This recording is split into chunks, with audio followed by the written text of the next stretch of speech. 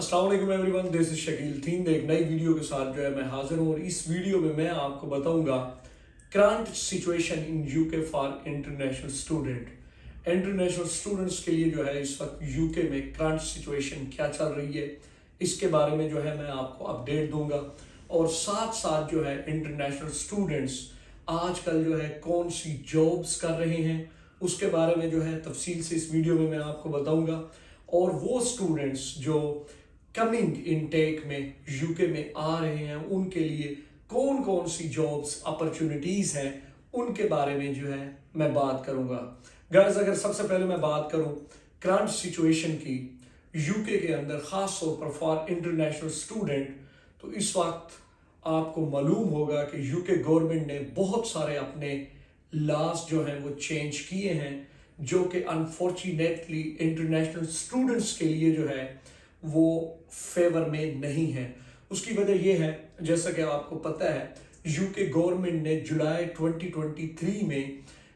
कुछ कवानीन जो है वो पास किए थे जो कि इंटरनेशनल स्टूडेंट्स को बिल्कुल फेवर नहीं करते थे। उनमें एक चीज़ ये थी कि इंटरनेशनल स्टूडेंट्स जो है वो अपने साथ स्पोर्स जो है लाइक उसकी वाइफ है या उसका पार्टनर है वो अपने साथ नहीं लेके आ सकता अपनी स्टडी के दौरान लाइक यूके के अंदर। और साथ साथ इन्होंने जो है ये भी चेंज कानून में जो है वो लाई थी कि जो भी इंटरनेशनल स्टूडेंट है वो अपना वीज़ा जो है स्टूडेंट वीज़ा जो है उसको स्विच नहीं कर सकता अनटिल जो है वो अपनी डिग्री जो है वो कंप्लीट ना कर ले। 2 साल बाद जो है जुलाई 2025 में एक बार फिर यूके गवर्नमेंट ने जो है ऐसे कवानीन पास किए हैं जो कि इंटरनेशनल स्टूडेंट्स को जो है वो फेवर नहीं करते। उसमें फॉर एग्जांपल मैं आपको अगर मैं बताऊं तो उसमें सबसे पहली चीज़ वही आती है कि आप अपने साथ जो है अपने स्पोर्स को नहीं ला सकते, और इसके अलावा आप अपना वीज़ा जो है उसको भी आप स्विच नहीं कर सकते। और साथ साथ जो है इन्होंने जो है जैसे वर्क वीज़ा की अगर मैं बात करूं, ऑक्यूपेशन लिस्ट में 188 जो वर्क वीज़े इनकी लिस्ट में थे, इन लोगों ने कंप्लीटली तौर पे जो है उनको बैन कर दिया है। कि अभी जो है जैसे पहले लोग आते थे एनएचएस वर्क वीज़ा के ऊपर, यहाँ यूके में काफ़ी लोग आए भी हैं, इन्होंने वो हेल्थ जो केयर वर्कर वीज़ा होता था उसको भी जो है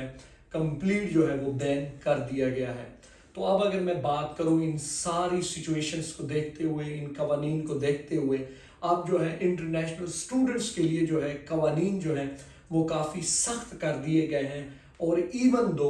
कि ऐसे स्टूडेंट्स जो डूइंग इन स्टडी काम कर रहे थे लाइक अबव जो है 20 आवर, या कुछ स्टूडेंट्स ऐसे होते हैं जो डिलीवरी का काम कर रहे होते हैं और डिलीवरी जो फूड डिलीवरी है उनके ऊपर उनका अपना अकाउंट नहीं होता बल्कि वो किसी दूसरे का अकाउंट जो है वो इस्तेमाल कर रहे होते हैं। तो अभी इमिग्रेशंस ने जो है अपने कवानीन को सख्त करते हुए वहाँ छापे लगाए डिफरेंट रेस्टोरेंट के ऊपर, डिफरेंट सिटीज के ऊपर, और ऐसे स्टूडेंट्स को भी इन लोगों ने जो है पकड़ा है जो इलीगल जो है वो काम कर रहे थे। तो इस वक्त जो है जो सिचुएशन है for international students in UK वो काफ़ी ज़्यादा टफ है। लेकिन मैं आपको यहाँ पे एक सिचुएशन ये दूंगा कि अगर आप यूके में आ रहे हैं या यूके में जो है स्टडी प्लान आप बना चुके हैं कि हमने स्टडी जो है वो यूके में करनी है, तो एक चीज़ जो है आपने अपने माइंड में रखनी है कि आपसे जितना एक हो सकता है आप अपने साथ जो है अपनी फ़ी हो गई यूनिवर्सिटी की या अपने और जो है एक्सपेंसेस हो गए उनको जो है पाकिस्तान से, इंडिया से, बांग्लादेश से या किसी भी कंट्री से आ रहे हैं तो उनको अपने साथ जो है आप ऑलरेडी अरेंज करके आए। अदरवाइज अगर आप लेट सपोज यूनिवर्सिटी की 50% या 60% फ़ी जो है वो आप अरेंज करके आते हैं और आप यूनिवर्सिटी को डिपॉजिट भी वो कर देते हैं, और फिर बाद में जो आपकी रिमेनिंग फीस है लेट सपोज 40% है या 50% है, और आप ये कहते हैं कि नहीं हम वहाँ यूके में जाके जो है ये अपनी जो रिमेनिंग फ़ी है वो भी कर लेंगे, और उसके साथ साथ जो हमारे अपने मंथली एक्सपेंसेस हैं जिसमें फूड हो गया, जिसमें आपका रेंट हो गया, या इसके अलावा और आपके पब्लिक ट्रांसपोर्ट के जो एक्सपेंसेस हैं हम वहाँ यूके में जाके जो है वो कर लेंगे, तो आपके लिए फिर एक बहुत बड़ा चैलेंज बन जाएगा। तो मेरी सिचुएशन आपको यही है कि आप पाकिस्तान से आ रहे हैं या किसी भी कंट्री से आ रहे हैं, कोशिश करें यूनिवर्सिटी की फुल फी जो है वो आप या तो सबमिट करवा दें या आप अपने साथ उसको अरेंज करके आए। क्योंकि जब आप यूके में आते हैं तो पहले फर्स्ट मंथ हो गया या सेकंड मंथ या पहले जो 2 to 3 मंथ जो है वो आपके लिए जो है एक न्यू कल्चर के अंदर एक चैलेंज होता है। डेफिनेटली बात है, जब आप अपने कंट्री से दूसरे कंट्री में आते हैं वहां पे थोड़ा लैंग्वेज का बैरियर भी होता है। लाइक लेट सपोज अगर इंग्लिश भी बोली जाती है तो तब भी लेट सपोज आप किसी ब्रिटिश से जो है आप इंग्लिश में कम्युनिकेट करते हैं तब भी आपको थोड़ी सी प्रैक्टिस की ज़रूरत होती है, थोड़ी सी लिसनिंग की जो है आपको ज़रूरत पड़ती है। तो इन चीज़ों को अंडरस्टैंड करने में आपके 2 से 3 मंथ जो है वो लग सकते हैं। और उसके साथ साथ जो है लेट सपोज आप आते हुए जॉब जो है यहाँ पे सर्च करते हैं। अगर मैं जॉब की यहाँ पे सिचुएशन बताऊं तो इस वक्त यूके के अंदर बहुत ज़्यादा तादाद में जो है इंटरनेशनल स्टूडेंट्स आ चुके हैं। अब लेट सपोज मैं आपको एग्जांपल दूं बर्मिंघम की। आप अगर बर्मिंघम में आते हैं तो वहां पे आप इतने ज्यादा इंटरनेशनल स्टूडेंट्स जो है अपने इर्द गिर्द देखेंगे जिनके पास किसी किस्म की कोई जॉब्स अपॉर्चुनिटीज नहीं होगी और वो आपको यही कह रहा होगा कि हमने यूके में जो आके है बड़ी गलती कर दी है, हमें यूके में नहीं आना चाहिए था बल्कि किसी और कंट्री में जाना चाहिए था। तो उस टाइम जो है अगर आपके पास यूनिवर्सिटी की फी जो है वो आप अरेंज करके आते हैं और 1-2 मंथ के आप अकोमोडेशन एक्सपेंसेस भी अपने साथ लेके आते हैं तो आपके लिए जो है इतना बड़ा हेडेक नहीं रहता। बल्कि लेट सपोज आपको फर्स्ट 2 मंथ जो है 20 आवर कहीं ना कहीं काम मिल जाता है तो उससे भी जो है आप अपना थोड़ा बहुत खर्चा जो है वो आप निकाल लेते हैं। अगर मैं बात करूं उन लोगों की जो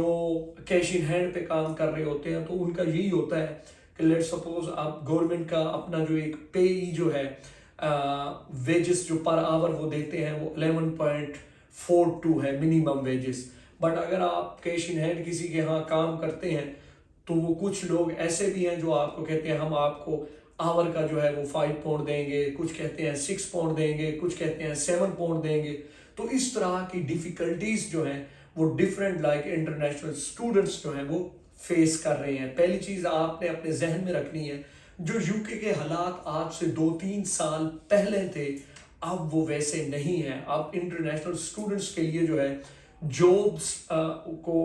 फाइंड करने में एक बहुत बड़ा चैलेंज है। अगर आप इस चैलेंज से बचना चाहते हैं तो अगर आपका कोई जानने वाला है यूके के किसी एरिया में तो कोशिश करें कि आप उस एरिया वाली साइड जो है आप यूनिवर्सिटी सर्च करें और उसी साइड जो है आप एडमिशन लें। लेकिन पहले अपने जानने वाले से बात करें कि हम इस एरिया में आ रहे हैं, क्या उनके पास कोई जॉब्स अपॉर्चुनिटीज के मौके हैं। अगर वो कहता है कि यस आप यहाँ पे आ जाएं, मैं आपके लिए जो है कोई ना कोई जॉब का बंदोबस्त कर लूँगा, तो फिर ये आपके लिए वेल एंड गुड ऑप्शन रहेगा according to nowadays situation in UK. और इसके साथ साथ जो है अगर आप किसी ऐसे एरिया में आते हैं जिसके बारे में आपको इतनी ज़्यादा आपकी सर्च नहीं है और इसके साथ जो है आपका वहाँ पे कोई जानने वाला नहीं है तो एटलीस्ट मैं आपको यही कहूँगा कि आप जिस एरिया में आ रहे हैं उस एरिया के बारे में आप जो है रिसर्च करें और देखें कि वहाँ पे